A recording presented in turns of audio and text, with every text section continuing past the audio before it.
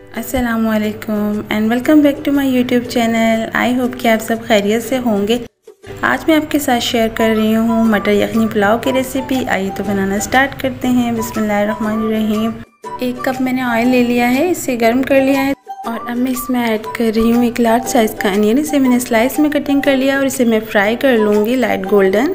अब मैं इसमें ऐड कर रही हूँ 1 टेबलस्पून जिंजर गार्लिक पेस्ट, इसे भी मैं फ्राई कर लूँगी।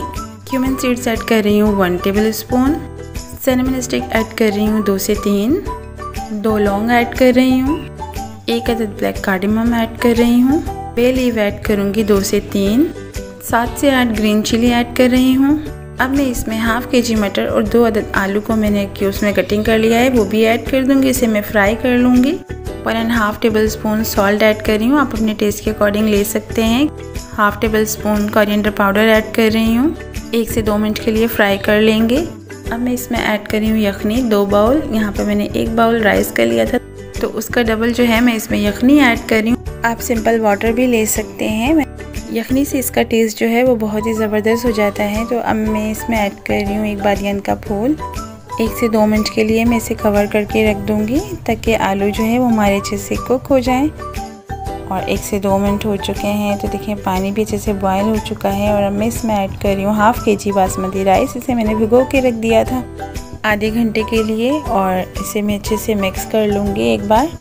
3 से 4 ग्रीन चिली ऐड कर रही हूँ कट लगाकर। हाफ टेबल स्पून गरम मसाला पाउडर ऐड कर रही हूँ और अब मैं इसे कवर करके रख दूँगी मिक्स करने के बाद, ताकि राइस जो है वो हमारे अच्छे से कुक हो जाए।